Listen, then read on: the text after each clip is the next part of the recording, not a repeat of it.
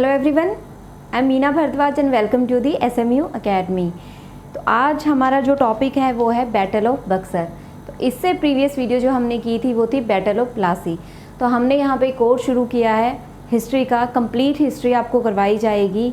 जितनी भी important information है या एग्ज़ाम पॉइंट ऑफ व्यू से जो आपको पढ़ने की ज़रूरत है, जिन टॉपिक्स को या जो मेन आपके एग्ज़ाम में पूछे जाते हैं। हमें नहीं पता क्या पूछा जाएगा, लेकिन हम अननेसेसरी पार्ट या बहुत ज़्यादा डेप्थ में ना जाके अगर जो मेन हमारे टॉपिक्स हैं उनको कवर करने की कोशिश करें तो हम इजीली कवर कर सकते हैं। तो वही कोशिश मैंने यहाँ पे की है कि आपको जो इम्पोर्टेंट टॉपिक्स है, जो जितनी हम डिटेल यानी हमारे एग्ज़ाम पॉइंट ऑफ व्यू से हम कर सकते हैं वो करने की कोशिश करेंगे। तो यहाँ पे इससे पहले भी मैं लेक्चर बना चुकी हूँ, आई होप कि आपने देख लिए होंगे, और नहीं तो प्लीज़ देखिए। एक सिलेबस स्टार्ट किया है, एक इंट्रोडक्शन पार्ट है, ताकि पता चले कि नेक्स्ट वीडियो किसके ऊपर आने वाली है। एंड वहाँ से आपको ना हिस्ट्री, मॉडर्न हिस्ट्री काफ़ी वास्ट है, तो उसको समझना उतना भी इजी नहीं है। क्यों? क्योंकि वो बहुत ज़्यादा है एंड बहुत ज़्यादा टॉपिक्स है उसमें। तो किस टॉपिक को पढ़ना और किसको स्किप करना है, ये सबसे मेन चीज़ होती है। और ज़्यादातर जो स्टूडेंट होते हैं वो क्या करते हैं कि एक बार अगर स्टडी में लग जाए और रीडिंग कर रहे हैं तो वो करते ही चले जाते हैं। They never try to skip और never try to see the syllabus या according exam point of view. तो हमें इतना डेप्थ में, डिटेल में भी नहीं जाना है। हिस्ट्री बहुत ज़्यादा है, अगर पढ़ने लगे तो हम बहुत कर सकते हैं। तो हमें रिसर्च नहीं करनी है, हमें सिर्फ एग्ज़ाम पॉइंट ऑफ व्यू से करना है। तो वही आपको जो इम्पोर्टेंट पार्ट है वो करवाने की कोशिश की जा रही है। एंड जो आपके ऑथेंटिक सोर्सेज है उनके ज़रिए ही करवाने की कोशिश की जाएगी यहाँ पे। तो आप प्लीज़ इस कोर्स को, इसका अगर है ये तो इसका फ़ायदा उठाएं एंड आप वीडियोस देखें, ताकि आपका जो एक हिस्ट्री का कवर है, जो सिलेबस है वो कवर हो सके। ओके। एंड अगर आपको और भी कोई स्पेसिफिक टॉपिक के ऊपर अगर चाहिए वीडियो तो आप प्लीज़ मेंशन कीजिए, कमेंट में बताइएगा कि आपको किसके ऊपर बनवानी है। तो पहले हम मॉडर्न हिस्ट्री का कर रहे हैं, फिर एंशिएंट करेंगे, फिर मिडिवल करेंगे एंड ट्राइंग कि बहुत जल्दी हम इसे कंप्लीट कर लेंगे। हाँ, कुछ चीज़ें हम जो स्टार्टिंग में थोड़ा सा डिटेल में पढ़ रहे हैं उसका रीज़न यही है ताकि आपको ना एक ओवरव्यू मिल जाए, एक आपका बेस बने, ताकि आपकी एक सीक्वेंस या क्रोनोलॉजी स्टार्ट होने में या इंटरलिंकिंग या कनेक्टिविटी करने में आपको आसानी हो जाए। क्योंकि जब तक आप एज ए स्टोरी या एज ए लिंक करके नहीं पढ़ते हैं वो चीज़ें आपके लिए हार्ड ही रहती हैं। तो यहाँ पे इससे पिछली वीडियो प्लीज़ देखनी बहुत ज़रूरी है अगर आपको बैटल ऑफ बक्सर समझना है तो, क्योंकि बैटल ऑफ प्लासी यानी बंगाल कॉन्क्वेस्ट जो हमने पढ़ा है उससे ही कनेक्टेड है बैटल ऑफ बक्सर। ओके। तो आप वो वीडियो देखिए एंड उसके बाद ये बक्सर वाली वीडियो देखिए, तो हम इसे जल्दी से फिनिश करते हैं ताकि हमारे जो आगे इंपॉर्टेंट टॉपिक्स हैं उनको हम कवर कर सकें। तो बैटल ऑफ बक्सर।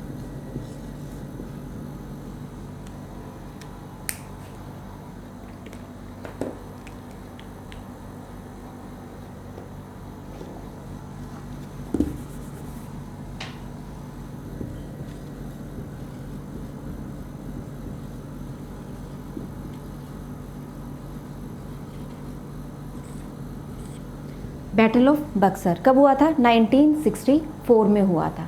ओके। तो लेकिन जब हमने बैटल ऑफ प्लासी पढ़ा था तो वहाँ पे हमने कौन पहले आया, उसके बाद कौन आया। ओके। मुर्शिद कुली खान से पढ़ा था हमने, उसके बाद सिराज उद्दौला जो लास्ट हम कहे कि सक्सेसर था अलीवर्दी खान के बाद, जो एक एबल ग्रैंडसन था, तो उसके बारे में हमने पढ़ा था। उसके बाद सिराज से ही बैटल ऑफ प्लासी स्टार्ट हुआ था, जब उनके बीच टेंशन क्रिएट होनी शुरू हो गई थी, किसके? ब्रिटिशर्स के बीच एंड नवाब के बीच, सिराज के बीच। तो यहाँ से बैटल ऑफ प्लासी के बाद नेक्स्ट जो उनकी हेल्प करता है, उनका जो कॉन्स्पिरेसी जो एक होती है या उन्हें इन्फॉर्मेशन जिसके थ्रू मिलती है, तो वो उसे नवाब बना दिया जाता है एंड वो था मीर जाफ़र। मीर जाफ़र के बाद आया था मीर कासिम, और मीर कासिम से फिर यहाँ पे बैटल ऑफ बक्सर की स्टार्टिंग होती है। तो मीर कासिम को जब नवाब बना दिया गया था तो अंग्रेज़ों को लगा कि अब ये एज ए पपेट काम करेगा। अच्छा, इससे पहले मैं आपको बता दूं, जो पिछले में शायद मेंशन करना मैं भूल गई थी कि बैटल ऑफ प्लासी का जो सिग्निफिकेंस हमने जो पढ़े थे उसमें एक सिग्निफिकेंस ये भी आता है कि 24 परगनाज की जो ज़मींदारी होती है, ओके, वो किसको दे दी गई थी, वो इंग्लिश यानी अंग्रेज़ों को दे दी गई थी, ओके। सुप्रीमेसी तो उनकी हो ही गई थी, फाउंडेशन तो हो ही गई थी, साथ ही उन्हें 24 परगनाज की जो एक गवर्नरशिप का हो या फिर आप एक ज़मींदारी, वो उन्हें दे दी गई थी। तो उसके बाद हमारा आता है battle of Buxar. Battle of Buxar में मीर कासिम का रोल इम्पोर्टेंट है। मीर कासिम के साथ, अंग्रेज़ों के साथ जो युद्ध हुआ था वो बैटल ऑफ बक्सर था। यहाँ पे अब जो शुरुआत हुई थी वो किससे हुई थी कि जो इंग्लिश थे, ओके, आपको पता ही है अगर वो किसी को नवाब बनाएंगे तो वो क्या करेंगे, वो इंटरफेरेंस करेंगे, वो एज ए पपेट उन्हें यूज़ करेंगे और वो चाहेंगे कि हमारा ही कंट्रोल रहे, बेशक चाहे वहाँ पे अथॉरिटी पे कोई भी हो। तो यही हुआ। मीर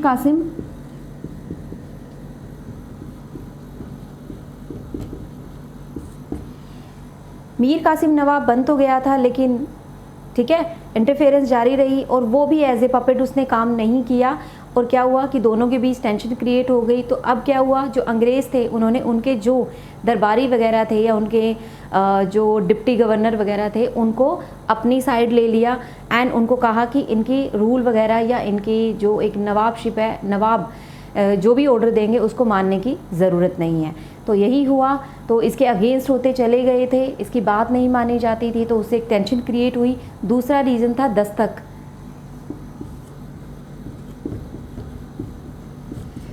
दस्तक क्या होता है, ट्रेड परमिट, जो कि फर्रुखशियर ने दिया था जब वो बंगाल में आए थे, कौन, ब्रिटिशर्स।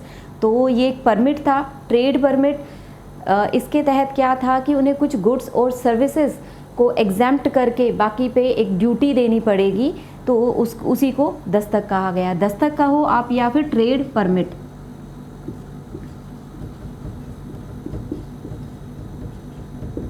एक तरह से ट्रेड करने की परमिशंस उन्हें दी गई थी। तो इसका मिसयूज़ उन्होंने किया, तो इससे भी प्रॉब्लम क्रिएट हुई किसके, मीर कासिम और ब्रिटिशर्स के बीच में।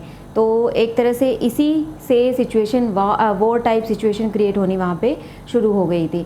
अब क्या किया, मीर कासिम को पता चल गया था, लेकिन उसे ये भी पता था कि वो अकेले नहीं लड़ सकता है, तो उसने क्या किया, वो अवध की तरफ चला गया। अब उसने अवध का जो वहाँ पे नवाब था सुराज उद्दौला, हमने पहले जो पढ़ा था सिराज था, बंगाल का जो हम पढ़ रहे थे, अब यहाँ पे अवध की जब हम बात करते हैं तो यहाँ पे आया था अवध में जब वो गया था, कौन था, सुराज उद्दौला। तो सुराज उद्दौला के पास गया, उसके बाद किसकी हेल्प मांगी, शाह आलम II की, जो कि मुगल एम्पीयर था उस टाइम पे, okay, Shah Alam II। Shah Alam II के बाद 2 और एम्पीयर आए थे, नहीं थे, क्योंकि जब यहाँ पे हम इस युद्ध की बात करते हैं तो शाह आलम को भी हरा दिया गया था, सुराज को भी हरा दिया गया था और मीर कासिम इन्हीं की टीम में था, यानी कि ये तीनों ही एक साथ थे। तो इन तीनों को अंग्रेज़ों ने हरा दिया था। तो यानी कि यहाँ पे शाह आलम II को, जो कि इंडिया का, भारत का उस टाइम पे मुग़ल एम्पीयर था, उसको हराना बड़ी बात थी, ओके। तो यहीं से उनकी एक सुप्रीमेसी, अंग्रेज़ों की एक सुप्रीमेसी इस्टेब्लिश होनी शुरू हो गई थी और पूरे भारत में एक दबदबा सा बन गया था कि एक जो मुग़ल एम्पीयर है उसको हरा दिया गया। तो उसके बाद 2 और आए थे, ओके, एंड लास्ट जो आपका था बहादुर शाह II, तो वहीं तक थे मुग़ल एम्पीयर, ओके। तो शाह आलम मिलके, सुराजुद्दौला मिलके और मीर कासिम, इन तीनों ने मिलके क्या किया, लड़ाई छेड़ दी और दोनों में एक तरफ ब्रिटिशर्स थे और एक तरफ ये तीनों थे और ये हार गए।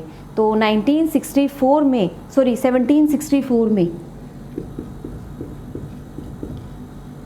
ये 22 अक्टूबर 1764 में हुआ था, लेकिन आप 1764 याद रखिए। बैटल ऑफ प्लासी कब हुआ था, 1757 में हुआ था और ये कब हुआ, 1764 में हुआ है, ओके। किसके बीच हुआ, Mir Qasim, सुराजुद्दौला and Shah Alam II। कौन था, मुग़ल एम्पीयर।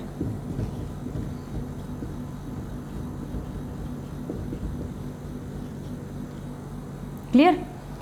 अब यहाँ पे बैटल ऑफ बक्सर हुआ, जीत गए अंग्रेज। अब एक बहुत उनकी सुप्रीमेसी, यानी कि बंगाल पे पूरी तरह से कंट्रोल हो गया एंड उन्होंने खुद को सबसे पहले, जैसे ही वो युद्ध में जीते उसके बाद उन्होंने खुद को ड्यूटी फ्री कर दिया, यानी जो उनका ट्रेड था, सबसे मेन जो उनका काम था, यानी उन्होंने अपने ट्रेड को एक ड्यूटी फ्री कर दिया। पहले क्या होता था कि वो पे किया करते थे 3000, जब बंगाल में आए थे तो 3000 पर एनम जो नवाब था उसको पे किया करते थे, एंड बाद में वो अपना प्रॉफिट कमाया करते थे।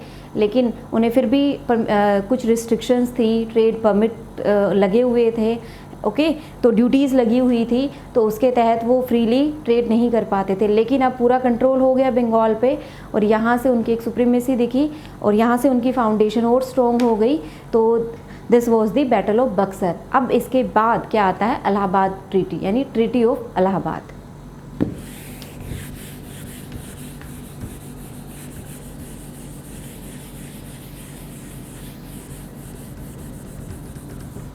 Treaty of Allahabad. अच्छा, यहाँ पे जो मेन जो बैटल ऑफ बक्सर हुआ था उसमें कौन था, हेक्टर मुनरो, ओके। एक तरफ मीर कासिम, सिराजुद्दौला एंड शाह आलम टू, और उसके साथ कौन था, हेक्टर मुनरो, जो कि उस टाइम पे कमांडर था, मिलिट्री कमांडर। और किसकी गवर्नरशिप, यानी किसके अंडर वो काम कर रहा था, वो था रॉबर्ट क्लाइव। तो रॉबर्ट क्लाइव एक इम्पोर्टेंट नाम है, क्यों है, 2 बार गवर्नर, पहले ये क्लर्क था और ये मिलिट्री कमांडर भी रह चुका है। जब हम वॉर पढ़ रहे थे, जब हम कार्नेटिक वॉर पढ़ रहे थे, तो भी रॉबर्ट क्लाइव का नाम आता है। एंड उसके बाद जब हम बैटल ऑफ बक्सर पढ़ते हैं तो भी उसमें एक इम्पोर्टेंट रोल आता है। इसके अलावा 2 बार गवर्नर बना बंगाल का, 1757 एंड 1765 में। इसके अलावा जो ड्यूअल गवर्नमेंट थी, ड्यूअल गवर्नमेंट जो थी बंगाल में, उसका जो एडमिनिस्ट्रेशन किया था वो भी किसने किया था, रॉबर्ट क्लाइव ने किया था। एंड किसने किया था ड्यूअल गवर्नमेंट का, वॉरेन हेस्टिंग्स ने, ओके वो बाद में पढ़ते हैं हम, तो अभी पढ़ेंगे ड्यूअल गवर्नमेंट। तो रॉबर्ट क्लाइव ने एडमिनिस्ट्रेशन किया था, यानी इंट्रोड्यूस किया था ड्यूअल गवर्नमेंट बंगाल में, ओके। तो ये थोड़ा सा एक इम्पोर्टेंट नाम है, कई जगह नाम आता है। बंगाल का गवर्नर था 1757 में, 1765 में, एंड एडमिनिस्ट्रेशन किया था किसको, बंगाल ड्यूअल गवर्नमेंट को, यानी कि 2 रूल। ड्यूअल गवर्नमेंट का मतलब था 2 रूल। बाद में ये इंग्लैंड चला गया था, लेकिन कहा जाता है कि वहाँ पे इसने सुसाइड कर लिया था। तो यहाँ पे नेक्स्ट पार्ट जो हम करते हैं वो है Allahabad, treaty of Allahabad.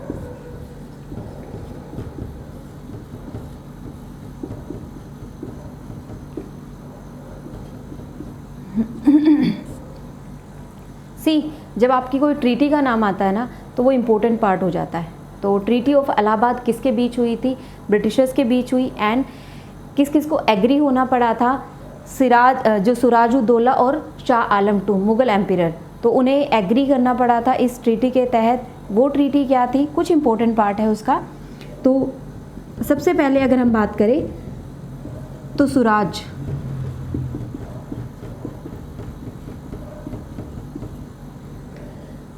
Okay, Siraj-ud-Daulah, तो उसने एग्री किया था, किस चीज़ के लिए एग्री किया था, उसे क्या क्या कहा गया था कि इलाहाबाद और कारा जो है वो छोड़ दे, okay.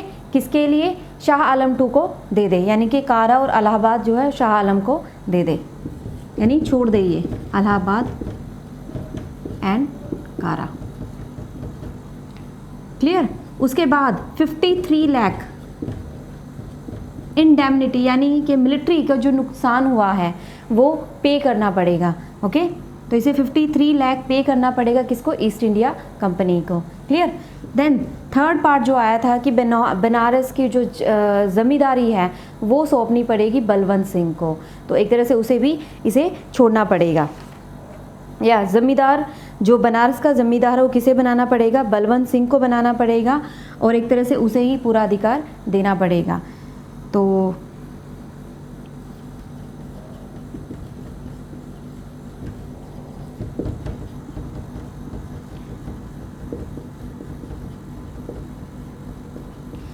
ज़मींदारी of Banaras to Balwant Singh, clear. तो ये किसने एग्री किया, सुराज ने। अब बात करते हैं शाह आलम टू की, यानी मुगल एम्पियर की, मुगल सम्राट की।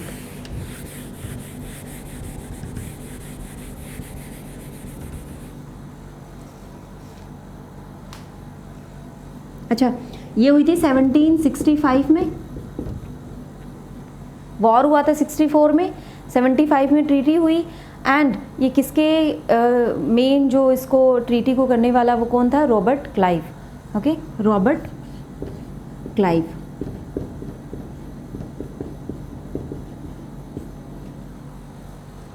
अब सेकंड सुराज का हो गया, यहाँ पे आता है नाम शाह आलम टू का। यहाँ पे एक थोड़ा सा जो इम्पोर्टेंट है ये है कि सबसे पहले तो दीवानी, ओके, यानी कि बिहार की, उड़ीसा की एंड बंगाल की, बंगाल, उड़ीसा एंड बिहार की दीवानी किसको देनी पड़ेगी? ईस्ट इंडिया कंपनी को देनी पड़ेगी, शाह आलम टू को। तो यानी कि बिहार, उड़ीसा एंड बंगाल की दीवानी। ओके, दीवानी आप वर्ड पढ़ते आगे, दीवानी का वर्ड हो गया, निज़ामत हो गया, ये चीज़ हम पढ़ते हैं, ड्यूअल गवर्नमेंट में हम पढ़ेंगे ये। ओके, तो बिहार, उड़ीसा एंड बंगाल की देनी पड़ेगी दीवानी, किसको? ब्रिटिशर्स को। दीवानी का एक तरह से मतलब था कि जो रेवेन्यू आएगा वो अंग्रेज़ों को देना पड़ेगा। ओके, यानी कि ताकि वो अपनी मिलिट्री वगैरह हो गई, एडमिनिस्ट्रेशन हो गई, उसके ऊपर वो लगा सके और अपना जो उनकी मेंटेनेंस है वो कर सके। तो ये हो गया। उसके अलावा उन्होंने कहा कि अच्छा, इसके बदले में जब वो दीवानी देंगे तो उन्हें 26 लाख, ईस्ट इंडिया कंपनी ने कहा कि वो क्या देंगे? 26 लाख ऑन ल्यू ऑफ 26। तो आपको जो दीवानी देनी है किसके ऊपर देनी है? वो 26 लाख। तो आपको 26 लाख दिए जाएंगे और आप हमें क्या दोगे? दीवानी दोगे इन तीनों की। नेक्स्ट, यानी बाकी जितना भी कलेक्ट होगा रेवेन्यू वो डायरेक्टली कौन कलेक्ट करेंगे? वो ब्रिटिशर्स कलेक्ट करेंगे। यहाँ पे अब नेक्स्ट आया था कि एक और चीज़ थी 53 लाख। अच्छा, जो पिछला हमने पढ़ा था वो 50 लाख था, जहाँ पे सुराज उदौला को देना था उन्हें मिलिट्री की जितना नुकसान हुआ वो 50 लाख था। यहाँ पे था 53 लाख। ये 53 lakh British East India Company को देना पड़ेगा, ओके, ताकि वो अपना military, defence, police and administration of justice को संभाल सके। तो 53 lakh to East India company.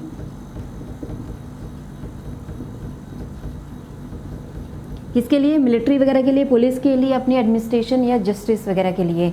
Okay, तो 53 लाख देना पड़ेगा। तो ये आपकी जो थी मेनली ट्रीटी हुई थी इलाहाबाद में 1765 में हुई थी, एंड रॉबर्ट क्लाइव के बीच एंड सुराजुद्दौला शाह आलम टू के बीच हुई थी। अच्छा, मीर कासिम का कोई रोल नहीं है यहाँ पे, उसे पेंशन के दे पर रख लिया गया था। ओके, तो उसके साथ कोई ऐसी ट्रीटी नहीं हुई थी, उसे पेंशन पे कि भाई तुम पेंशन पे रहो, उसे सालाना पेंशन दी जाती थी। और इसी अच्छा, एक रीज़न था कि अवध, यहाँ पे एक अवध का नाम आता है, तो अवध को एनेक्स नहीं करना चाहते थे ब्रिटिशर्स, अवध को नहीं हथियाना चाहते थे, क्योंकि अगर अवध के साथ कोई भी ट्रीटी होगी, ओके, कुछ ना कुछ ट्रीटी ही करनी पड़ेगी उन्हें, पूरी तरह से तो वो नहीं ले सकते थे। तो वो ट्रीटी उन्होंने इसलिए नहीं की, क्योंकि वहाँ पे अभी भी अवध पर मराठा इन्वेजन चल रहा था, अफ़गान इन्वेजन चल रहा था, अटैक होते थे वहाँ पे। तो अगर वो ट्रीटी करते हैं तो बदले में उन्हें अवध को बचाना पड़ेगा, तो इसलिए उन्होंने अवध की तरफ ध्यान नहीं दिया था। नेक्स्ट यहाँ पे बात करते हैं। अब इसके बाद इम्पोर्टेंट आता है ड्यूअल गवर्नमेंट।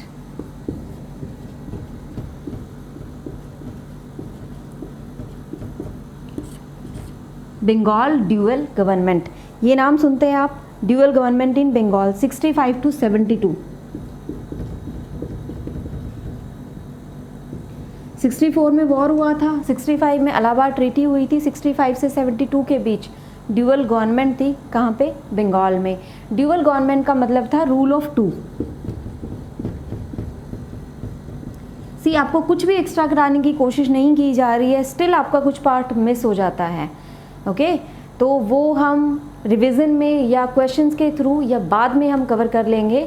और एंड प्लीज़ मेंशन कीजिए अगर कुछ इंपॉर्टेंट पार्ट आपका मिस होता है तो यहाँ पे rule of two. But still अगर आप इतना भी कवर करते हैं, जो कि मैंने कोशिश की है कि जो इम्पोर्टेंट पार्ट है वो मैं आपको करवा सकूं, तो भी आपका बहुत हद तक आपकी जो हिस्ट्री है वो कवर हो जाएगी। तो रूल ऑफ टू यानी कि नवाब तो रहेगा लेकिन जो एक दीवानी होगी वो किसकी होगी, वो होगी ब्रिटिशर्स की। यानी कि जितना रेवेन्यू कलेक्ट किया जाएगा डायरेक्टली वो कौन करेगा, ब्रिटिशर्स करेंगे। यानी कि एक पीस एंड ऑर्डर, नवाब को सिर्फ रखा जाएगा दिखाने के लिए कि हाँ भाई यहाँ पे नवाब है जो कि पीस एंड ऑर्डर पे ध्यान देगा। बाकी चाहे वहाँ का मिलिट्री हो, चाहे वो डिफेंस हो, चाहे वो जस्टिस हो, चाहे कुछ भी हो, एडमिनिस्ट्रेशन हो, वो एक तरह से पूरा का पूरा किसके कंट्रोल में था, ब्रिटिशर्स के। ओके तो एक तरह से नवाब भी होगा और बट नवाब दिखेगा लेकिन इनडायरेक्टली कौन रूल कर रहा होगा, ब्रिटिशर्स। तो ये था रूल ऑफ टू यानी ड्यूअल गवर्नमेंट। एंड यहाँ पे अब आप एक नाम सुनते हो कि अच्छा दीवानी में जब हम पढ़ते हैं तो रेवेन्यू एंड निज़ामत, यहाँ पे दो नाम आते हैं, दीवानी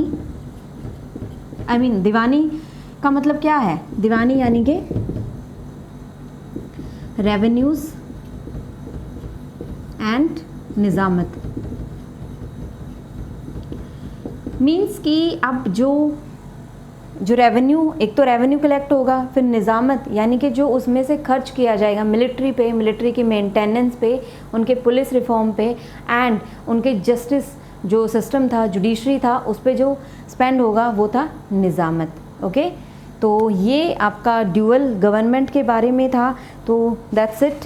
यहाँ तक आपका बैटल ऑफ बक्सर हम पढ़ते हैं, जहाँ पे बैटल ऑफ बक्सर के बाद हम पढ़ते हैं सबसे पहले इलाहाबाद ट्रीटी, उसके बाद पढ़ते हैं ड्यूअल गवर्नमेंट। तो यहाँ तक था। नेक्स्ट आपका इम्पोर्टेंट पार्ट है battle of Anglo Mysore war, जो कि हैदर अली, टीपू सुल्तान और अंग्रेज़ों के बीच में हुआ था। उसके बाद पढ़ते हैं एंग्लो मराठा वॉर। इसे हम ज़्यादा डिटेल में नहीं पढ़ेंगे लेकिन जो इम्पोर्टेंट पार्ट है वो करेंगे। So please don't skip it and आप सब्सक्राइब कर लीजिए ताकि आपको नोटिफिकेशन मिलती रहे और आपको वीडियोस का पता चलता रहे और आपका सिलेबस जो है और आपकी जो हिस्ट्री है वो कंप्लीट हो सके। Okay so thank you so much for watching. Video कैसी लगी ज़रूर बताइएगा। Okay thank you.